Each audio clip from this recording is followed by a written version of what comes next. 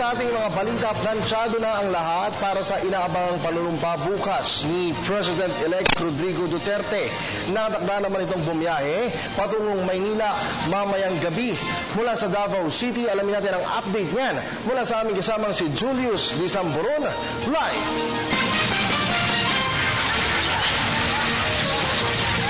Kirby, inaasahan nga base yan doon sa mga nakuha nating ulat na ngayong araw ng Miyerkules ang dating sa Metro Manila ni incoming President Rodrigo Roa Duterte. Isang araw ito bago yung nakatakda niyang panunumpa sa Palasyo ng Malacanang at pag-upo bilang Pangulo ng Republika ng Pilipinas. Bago ang nakatakdang paglipad ng Pangulo sa Maynila ay iba't ibang paghahanda na ang inilatag para sa inaugurasyon ng susunod na Pangulo ng Bansa. Nauna nang nakapag-rehearse ang kampo ng Pangulo sa Matina Enclaves para sa gagawing arrival honors sa Palasyo po ng Malacanang. Ang Matina Enclaves ang nagsisilbing temporary office ni Pangulong Duterte kung saan niya tinatanggap ang mga bisita at well-wishers simula nang matapos ang eleksyon nitong Mayo 9. Mayroon ding ginagawang paghahanda sa DPWH Regional Services Office sa Panakan o ang Panakanang na kilala din bilang Malacanang of the South. Kagabi naman Kirby nang bumisita ang susunod na punong ehekutibo sa burol ng namayapang ama ni incoming Health Secretary Pauline Jean Rosel Obial. Dito po yan sa Davao City. Base sa report, pasado alas 11 ng gabi nang dumating si Pangulong Duterte sa Cosmopolitan Memorial Chapels. Samantala, kahapon naman ang mananghali na o Martes nang naunang dumating sa Ninoy Aquino International Airport ang miyembro ng pamilya ni Pangulong Duterte. Kabilang na po dito ang dating may bahay ng outgoing Davao Mayor na si Elizabeth Zimmerman. Kasama nito ang kanyang mga apo at si Davao City Vice Mayor Paulo Duterte. Hapon din ang Martes naman ang sumunod na dumating sa Kamaynilaan si Davao City Mayor Inday Sara Duterte Carpio. Ngayong araw naman na Kirby mismo dito sa harap ng Davao City Hall ay napakaraming tao, halo-halo na ito mula sa mga turistang namamasyal at nagpapakuha ng litrato sa harap po yan ng City Hall ng Davao na nagsisilbing saksi para nga sa halos sa umahigit 20 taong political career ni Mayor President Duterte. At para nga sa counting background, Kirby, kay President Rudy na nagsilbi nga pong bilang alkalde po ng lungsod ng Davao ay mapalad po tayong makakasama.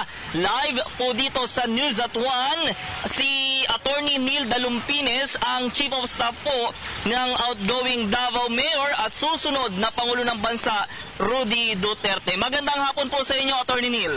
Magandang hapon sa lahat. Opo, una po sa lahat, for the record, sa ating mga kababayan, ilang taon na po kayong magkasama ni Pangulong Duterte po? Actually, we were classmates way back in high school and also a portion of grade school at the Ateneo de Davao here in the city. And we have been friends for more or less 60 years at least. More or less 60 years. But we have parted ways because he was a prosecutor of the city of Davao and I was working in different companies in Davao City until I left Davao for California and came back here about 15 years ago. So we've been together for quite some time and our foundation as friends are very deeply entrenched because of our friendship. Apo. Sir, ano po ba bilang isang public servant, tunay na public servant, ito pong si Pangulong Duterte, lalo't na pag-alaman po namin na hanggang sa ngayon po ay tuloy-tuloy pa rin itong ating pagbibigay ng medical health services dito po sa loob po mismo ng Davao City Hall. Ngayon pong araw na ito, sir. Actually, our mayor, who will now become the 16th president of our republic, has been a very constant winner in all political battles for the last 23 years. So he knows inside out how to play politics and also how to serve the constituents and the service the people of Davao. And also I think he will be able to govern very, very efficiently the entire country, the Republic of the Philippines. Sir, so hands-on itong si Pangulong Duterte sa kanyang trabaho po na, sir? Yes, actually he is a very visible leader because he patrols the streets at nights. He wants to feel how the people in Davao are, being serviced by the government. So he tries a lot of different approach in order to serve the people. And one of the most important aspect in his governance is his way of giving assistance to the needy, especially to the poor people of Davao City, including the persons who are having a hard time financially, and those who are having a hard time getting both ends meet. Yes, sir. Alam niyo po, para po sa mga kabatiran ng ating po mga manunood po sa PTV at sa mga nakikinig po sa Radyo ng Bayan, maayos pong tinatanggap ng Office of the Davao City Mayor at ina-assist po ng tanggapan po nito ang bawat pangangailangan po ng mga o ng sino mang individual na nangangailangan po at lumalapit ng tulong po sa opisina po sa tanggapan po ni outgoing Davao Mayor at incoming President Rudy Duterte. Tunay nga po na lingkod bayan nga ang ginagawa po na yan. Sir, maiba tayo, sabi niyo po kanina naging kaklase niyo po itong si Pangulong Duterte. Kamusta siya, sir, bilang isang kamag-aral? Ano po yung karakter niya? Bilang bukod sa pagiging kamag-aral ay bilang kaibigan na rin po. Well, actually our mayor, we were not very close during high school and grade school. But because our school was just a small school before, we know some kind of our peripheral backgrounds of the students around us. But I know that the mayor has been going to different schools, but he comes back to Ateneo and then goes out again. So he doesn't have a very consistent attendance on the school that I attended. So yun ang kanyang the way I learned from my time when we became friends. Yung picture nyo nga, sir, nung grade 4 ba yun? Grade 4, bagets na bagets. Sino-sino kayo magkakaklase nun, sir? Actually, we have forced the Mayor Duterte, who will now become the president, myself, and Sonny Dominguez, who is now the Secretary of Finance. We were together in the same grades in grade school and also in high school. Sir, last two questions. Yung reaction po ninyo dahil ang Davao City ngayon ang ginagawang pattern at best example, lalo na po doon sa peace and order natin. Kasi pag maglakad ka ng gabi dito, sir, tunay nga na mga safe ka na talagang dahil yung presensya ng ating bukod sa 911, itong mga Davao City Police Office natin. Your reaction with that, sir? Well, I think in terms of peace and order, we are being praised and glorified because of our peace and order situation in Davao. That is actually his evidence. That's his evidence. The evidence that he presented to the entire nation is Exhibit A, which is Davao City, in terms of peace and order, and all the things that you see around us. The speed limit, the banning of firecrackers, we have the what you call curfew for at 1 o'clock in the evening, and other laws which are made into ordinances to govern the city of Davao and all its constituents. Opo, sir, panghuli pong katanungan, Attorney Neil, in one word, paano niyo po ma-describe si Pangulong Rodrigo Duterte? Well, from my own point of view, Duterte is a doer. He is result-oriented, and he doesn't want to beat around the bush, so that he can see the results of his governance in Davao City. That is how I look at him. He's very result-oriented, and he's a doer because he wants to see the entire Davao and feel it in his hands, so that he will be able to give the proper advice to all the subordinates how to deal with the people of Davao, and also to offer assistance to the less fortunate and those who are having a hard time financially. As you can see, every Monday we have people here lining up for the rice and noodles that are given to them for free. Before I part with you, I would like to for the viewers, I would like to express my thanks also for our Saint Peter, who is now our patron saint, and he is this is our fiesta today, June 29th, the feast of Saint Peter and Saint Paul. We have a very fiesta celebration in Davao City right now.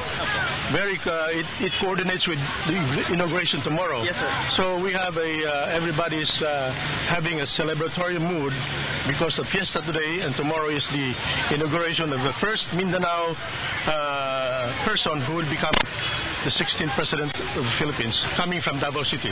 And we are very proud of him to govern the entire country for the next 6 years. So we would like to advise people to support everybody from the different sectors, to support the government so that we'll be able to achieve a better environment, a better climate, economically, socially, and politically. Opo, at talaga nga na mga tunay na hindi nga po may kakaila na maraming nagmamahal at sumusuporta po kay Pangulong Rodrigo Duterte. Maraming salamat po sa inyong oras, Attorney Neil, sa pagsama po sa amin dito sa News at World. Maraming salamat, Juan.